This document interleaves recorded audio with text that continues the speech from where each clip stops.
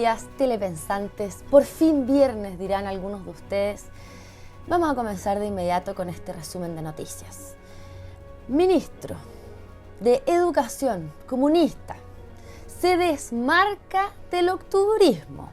A él y a todos sus compañeros. Vamos a ver el siguiente video. Miren, yo creo que esas son respuestas bien ideológicas, por cierto. Nosotros, al menos yo, y que yo sepa, ninguno de los que son ministros, subsecretarios, estuvimos ni fuimos parte de quienes pasaron los torniquetes. Tampoco creo que ninguno de nosotros estuvo en alguna quema de micro o en alguna situación de ese tipo. Una cosa es la legítima manifestación, expresión de descontento, siempre que esto se dé en los marcos que la ley contempla, ¿no? O sea, una movilización. Yo recuerdo en mi época de estudiante, nosotros íbamos a la intendencia, conversábamos con el encargado de seguridad, muchas veces incluso con los intendentes para asegurar los permisos, definíamos en conjunto las rutas por las que se iba a desarrollar la movilización. No conozco a ningún de los que hoy son ministros o subsecretarios que estuvimos, ni fuimos parte de quienes pasaron los torniquetes, tampoco de alguna quema de micros. A ver, estamos hablando del mismo Cataldo que estuvo nominado para un cambio de gabinete anterior, recuerden bien esto, pero que se bajó su nominación por los tweets en contra de Carabineros, de hecho, apoyando la insurrección del 18 de octubre. Entonces, quizás, señor Cataldo, no fue a tirar piedra, no lo sabemos, no nos consta, no tenemos evidencia tampoco, pero sí tenemos evidencia empírica de este señor apoyando el octubrismo, y de eso no se puede decir lo contrario, y no solamente Cataldo, desde Gabriel Boric para abajo, digámoslo así. En fin, el nivel de cara dura de esta ultraizquierda ya traspasa todos los límites. Hay una polémica también entre los alcaldes y el gobierno que sigue creciendo, en especial con el subsecretario Monsalve. Vamos a ver la declaración del alcalde de Gualané. Nosotros en el mes de junio, cuando tuvimos la primera inundación, que es donde se afectó todo nuestro terreno agrícola, nosotros levantamos muchos alfas de muchos requerimientos y efectivamente se decía que se iban a entregar recursos, que los recursos estaban disponibles, pero cuando llegamos a la práctica para obtener estos recursos, empezamos con uno y otro problema. Hasta el día de hoy hemos tenido respuestas de algunos de esos requerimientos. A ver, cuéntenos, alcaldesa, o sea, a través de sus declaraciones nosotros desprendemos que usted está desmintiendo lo que señaló el subsecretario Monsalve. Absolutamente, o sea, nosotros en el mes de junio, cuando tuvimos la primera inundación, nosotros enviamos casi 19 alfas de requerimiento, entre ellos necesidades básicas que sí llegaron, en este caso pedimos alimentación, carretillas, palas, eso llegó de Senapred, pero pedimos otros alfas que eran muy importantes para nosotros, por ejemplo, maquinaria para poder reparar caminos, badenes donde se nos cortan los caminos con accesos interiores, donde pedimos incluso estanques de agua, porque en esa oportunidad estuvimos 5 días sin agua potable y sabíamos que podíamos tener otra eventualidad. Esos estanques de agua todavía no llegan. ¿La alerta, alcaldesa? ¿Perdón? ¿Cuándo se hicieron estos informes alfa? A ver, para ponerlos en contexto, estos informes alfa nosotros los empezamos a levantar 2 o 3 días después de la emergencia de junio. O sea, hoy día estamos levantando los de ahora y todavía no tenemos respuestas de los de junio. Del primer sistema frontal. El primer sistema frontal, cuando se inundó primero Licantén, Gualañé también se inundó más de 2.700 hectáreas agrícolas y levantamos muchos requerimientos. De nada. Nos respondieron algunos, ¿qué ayuda pero los otros todavía están pendientes. Está diciendo que los famosos informes de emergencia anterior aún están pendientes. Sin embargo, el gobierno ahora está pidiendo que se desarrollen esos informes para poder entregar la ayuda a las personas. Mira, yo acá les voy a decir lo siguiente y me voy a colgar las palabras de Neme, porque realmente tiene la razón. Díganme ustedes, ¿cómo es posible? ¿En qué cabeza cabe? Que hace una semana atrás estábamos hablando de un escándalo de proporciones en relación a platas entregadas a fundaciones del Frente Amplio, en donde se bajaron los requisitos para poder acceder a estos fondos, la cantidad de años, la experiencia, incluso el giro de las fundaciones. Y los millones iban para arriba, los millones iban para abajo, o sea, una porrada de plata de todos los chilenos que se entregó sin ningún asco a un montón de gente. ¿Por qué? Simplemente por ser frente amplistas o relacionados al Frente Amplio, ¿no? Sin embargo, ahora que hay una situación de catástrofe real, o sea, nadie puede decir que no hay una catástrofe hoy día en el sur de nuestro país, ¿no? En la zona centro-sur. Hay que llenar formularios para que llegue la ayuda. Ayuda que además ni siquiera está llegando, porque esta segunda vez que pasa lo mismo en el año y la alcalde nos está explicando que no han respondido a todos los cuestionarios o informes anteriores, ¿no? ¿Se entiende? Además informan que ahora hay, en vez de 600 funcionarios de las Fuerzas Armadas, hay 1.200, lo duplicaron. Bien, me sigue pareciendo insuficiente para las proporciones de la catástrofe que hoy día tenemos. Y además les comento que los enviaron recién el miércoles a las últimas horas del día. O sea, cuando ya todo lo peor había terminado. ¿Cómo es posible, dirán ustedes, que esto esté pasando? Bueno, miren lo que les voy a explicar y con esto van a entender todo. Les voy a leer, pongan atención. Senapred, ¿qué es y cómo funciona el nuevo organismo que reemplazó a la ONEMI? Desde el 1 de enero del año 2023 entró en vigencia el Servicio Nacional de Prevención y Respuesta ante Desastre, Senapred, entidad que reemplazó a la Oficina de Emergencia del Ministerio del Interior, ONEMI, la cual dejó de existir tras casi 49 años de su creación. Vamos a hacer un poco de memoria, telepensantes. ¿Recuerdan que Bachelet fue igual de negligente o peor, incluso, cuando hubo un terremoto y no anunció, no actuó oportunamente avisándole a la zona centro-sur de nuestro país que venía un maremoto? ¿Cuánta gente murió por culpa de Bachelet? No porque la ONEMI no haya realizado su trabajo, la ONEMI sí lo hizo. Hay grabaciones al respecto, hay imágenes, contenido audiovisual, no sé cómo se lo explico. Sin embargo, Bachelet toma la decisión de no avisar a los chilenos y murió muchísima gente. ¿Por qué esta señora no está en la cárcel? ¿Por qué no lo informó? ¿Fue negligencia realmente? ¿Fue involuntario? Yo les digo una cosa, con el nivel de maldad que hemos ido conociendo de esta señora, durante todos estos años, uno realmente lo duda. Sigo leyendo.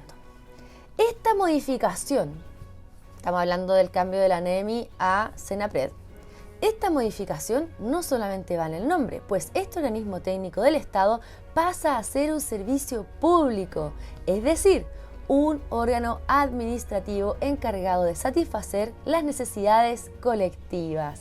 De esta manera, regular y continua. ¡Ah! ¡Qué bonito! ¿Se entiende? ¿Se entiende lo que está pasando en nuestro país? Que deja de ser un organismo técnico que supervisa, que elabora informes, que qué sé yo, y pasa a ser un servicio público lleno de operarios políticos inútiles. Lo construyeron, pues, telepensantes. Ahora tiene un tema más social, colectivo, ya saben ustedes. Y así es como todo lo que van tocando lo van destruyendo. Miren cuáles son los focos de este nuevo organismo.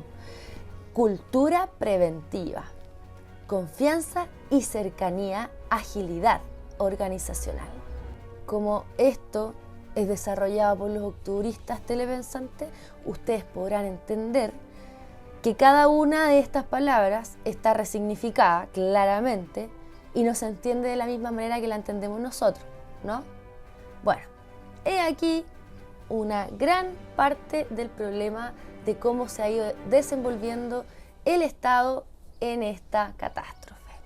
Que seguramente esta organización nueva está llena de estos operarios políticos altamente ideologizados, con unos tremendos sueldos que no sirven para nada. Y miren la respuesta que dio Maya Fernández a las críticas por no enviar mayor contingente militar. De manera oportuna, claramente. Bueno, doña Maya Fernández, antes de decirles lo que dijo, para que se entienda bien por qué esta visión que tiene ella, ¿no? Recuerden que ella es nieta de Salvador Allende. Eso es muy importante. Bueno, ella, nuestra ministra de Defensa, dice queremos mayor contingente. Se refiere a los militares en terreno. Pero ¿para qué tareas específicas? Y con esto es cuando uno se pregunta, ¿tienen idea mínima de lo que hay que hacer? ¿Dimensionan los daños que causaron estas lluvias? ¿Esta catástrofe? ¿Tienen algún experto en estas situaciones, por último en el ministerio, que explique a esta señora de ultra socialista? Y digo socialista porque el comunismo en realidad no existe. El problema es el socialismo. No es que el socialismo sea más centro que el comunismo. El comunismo no existe. Es el socialismo lo que conocemos en Cuba, en Venezuela, en Argentina, qué sé yo. Y lo que nos están tratando de implementar acá, ¿no? Bueno, ¿se dan cuenta de la respuesta de la ministra socialista? Claro que no saben qué hacer, pues. Si organismos como la ONEMI fueron deconstruidos, imagínense qué es lo que queda para el resto. Le vamos a decir una cosa a la señora Maya Fernández. Hay que enviar a los militares a terreno, aunque sea, al menos para darle contención emocional a los chilenos, por lo menos, porque los chilenos lo están pasando mal. La mayoría, muchas personas perdieron todo. O sea, no costaba nada sacar a terreno a los militares que están preparados para estas situaciones, para que ayuden a la gente a poner canales para que no entre el agua, a sacar las cosas de la casa para que no se inunden, a preparar el terreno para la emergencia que se venía si estas lluvias, insisto, telepensantes, estaban anunciadas hace al menos una semana. ¿Por qué no se podía construir cierta infraestructura, no sé, hacer zanjas para que el agua no llegue hasta las ciudades, hasta las casas, hasta algunos sectores, no sé? No se podía hacer esto, no soy experta en el tema, pero algo, telepensantes. Enviar a los militares también para resguardar a la población, para que no se aproveche la situación de caos para robos, saqueos y todo este tipo de cosas. Si hay una catástrofe. Pero claro, a un par de semanas del 11 de septiembre no se le puede dar la oportunidad a las Fuerzas Armadas de mostrar la amabilidad hacia la ciudadanía, ¿no? Esto puede aumentar la aprobación en un momento en que lo que se está haciendo es una campaña de desprestigio. No conviene, ¿no? Ahora, esto es más escandaloso todavía. El gobierno informó que los recursos destinados para las emergencias del año 2023 ya fueron usados en su totalidad. Por su parte, parlamentarios solicitaron que hagan correcciones para el próximo año, sabiendo que esta puede ser una situación que se repita. No era como que no lo intuyéramos, telepensantes. Hace rato que les venimos comentando que los recursos destinados a este año ya se los gastaron hace rato. Entonces aquí es donde uno se acuerda de las platas de las fundaciones, ¿no? ¿Cuánto vaya? ¿30.000 millones de pesos? ¿50.000? No sé, ya perdimos la cuenta, yo creo. Pero es una porra de plata. Entonces dan ganas de decirles a esta gente que devuelva la plata para mandársela a la gente en el sur que realmente lo necesita, ¿no? Ahora la pregunta es la siguiente. ¿Cómo se soluciona esto? ¿De dónde se van a sacar los recursos para apoyar a estos chilenos? ¿Cuál es el plan? ¿Por qué? Para este tipo de cosas es que nosotros los chilenos le pagamos impuestos a estos burócratas, sin embargo, se les acabó la plata. Miren, el gremio de agricultores ya entregó las primeras cifras en pérdidas. El presidente de la SNA, Antonio Walker, estimó que los daños al menos son 600 millones de dólares. Esto es mucha plata. Esto es un monto en muchos millones, es verdad. Pero es mucho más profundo que esto. Además de las pérdidas económicas para los productores, ¿no? Que es muchísimo, realmente lamentable. ¿Pero ustedes creen que le afecta solamente a los productores, telepensantes? No. No es que los millonarios productores no les va a pasar nada. Es lamentable. Esto es catastrófico. Perdieron toda la inversión, todo el trabajo de un año. Y ahora debemos entender que además esto significa un problema para todos los chilenos. ¿Y por qué? Porque no vamos a tener los alimentos que teníamos el año pasado. Así de grave es. Va a haber menos disponibilidad de productos agrícolas. ¿Qué significa esto? Que probablemente suban los precios. Miren el genio que tenemos como ministro de Agricultura. Nada justifica el alza. Ministerio de Agricultura acudirá a la Fiscalía Económica por el precio de las papas. Les voy a leer. Feriantes, actores han comunicado de situaciones aparentemente muy anómalas, como la existencia de camiones que no han querido vender, bodegaje que no han querido estar distribuyendo en algunos mercados mayoristas, afirmó el titular de la cartera, Esteban Valenzuela, que acusa colusión de precios. No, es que esto ya es... ¿Qué les parece a ustedes, telepensantes? ¿Vamos a empezar con el mismo discurso de la UP? Empresarios que esconden los productos, bloqueo económico. ¿Qué? ¿Se dan cuenta en la situación actual en la que estamos, telepensantes? Le toman el peso a lo que estamos viviendo hoy día con este tipo de ministro, con la ministra Maya Fernández, con el ministro de Educación comunista, con este ministro que está hablando de colusión de los empresarios, inventando las mismas excusas que inventaban en la UP. Yo, de verdad, me pregunto cómo es posible que un medio de comunicación que se jacte de serio se preste para este tipo de titulares. A ver, es importante que los medios comuniquen quiénes son realmente estas personas y nos muestren toda esta información, es fundamental. Pero me refiero a otra cosa.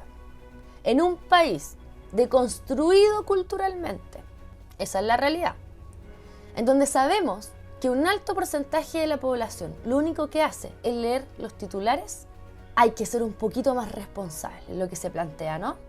Porque la verdad es que muchos chilenos ni siquiera tienen nociones mínimas de economía, porque ya sabemos que es más importante la educación, lo que tenemos entre medio de las piernas, que economía doméstica por último. Bueno, capaz que el periodista tampoco sepa, pero sería bastante bueno que los periodistas le tomaran el peso a los titulares que escriben. Y bueno, entre el ministro de Agricultura y el de Economía no se hace uno, como dicen en el campo. Y aquí les tengo otra mala noticia. Falabella anuncia su cierre de tienda en San Bernardo. Esto se va a concretar el próximo 1 de octubre, según indicó la empresa en un comunicado. El octubrismo acá, telepensantes, fue impresionante. Fue un foco grave, fue un foco de alta, no sé, magnitud, no sé cuál es la palabra adecuada. Pero acá en San Bernardo, el octubrismo fue un epicentro. Además, la tienda Falabella indicó que contempla una apertura de tienda de más de 5.000 metros cuadrados en Perú, en el Mall Aventura Iquitos. Qué suerte para los peruanos que les llegan nuevos inversionistas, ¿no? Y anuncian la llegada de la compañía al Mall Espacio Urbano de Viña del Mar en el 2025. Bueno, queda claro que con esto los que más pierden, o los que primero pierden, digamos, son los sectores de la población más populares, ¿no? Los que pagan la consecuencia de toda esta crisis económica y política. Además, como la guinda de la torta, ¿no? Bencinas seguirán subiendo de precio. Expertos anticipan alzas de hasta 60 pesos por litro entre septiembre y principios de octubre. 60 pesos por litro. Esto, tengámoslo claro, telepensantes, no solamente afecta a las personas que andan en auto, porque claro, con esta lucha de clases que nos ha impuesto el gobierno, no, esto afecta el precio de todos los productos, por lo tanto afecta el bolsillo de toda la población. Andes o no andes en auto, uses o no el transporte público, scooter, bicicleta, no. Esto afecta todos los precios de los productos. Y bueno, y acá es donde además uno se acuerda que la mitad del precio de los combustibles es impuesto, ¿no? ¿Impuesto para qué? Para las fundaciones, no para las catástrofes que tenemos en el sur de nuestro país. Para eso es la plata. Para que no haya presupuesto para ayudar a los chilenos. Para eso pagamos la mitad del precio del combustible en impuestos. Un robo, diría yo. Porque como para ponerle leña al fuego, miren lo que dice Mario Marcel. Por pacto fiscal, ¿no? Que ya no me voy a aburrir de decírselos. No es un pacto fiscal, es una reforma tributaria. Lo que pasa es que la reforma tributaria es inconstitucional, entonces le cambiaron el nombre para el lavado de imagen. Bueno, hizo un diálogo con los partidos políticos. ¿Se acuerdan que tenían reunión el día de ayer? Que se reunieron la semana pasada. Bueno, solamente asistió Chile Vamos. Republicanos no asistió. ¿Qué es lo que dice? Hay una oportunidad para lograr un amplio acuerdo.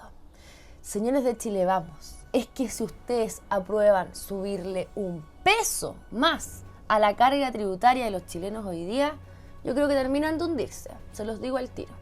Porque nadie puede entender que se estén reuniendo con un gobierno que tiene niveles de desaprobación históricos. O sea, entendamos que el grueso de la población entiende lo mal gobierno que son. Y ustedes no. ¿O me van a decir que hay otros intereses por los cuales se están reuniendo con el gobierno? Explíquenlo ustedes.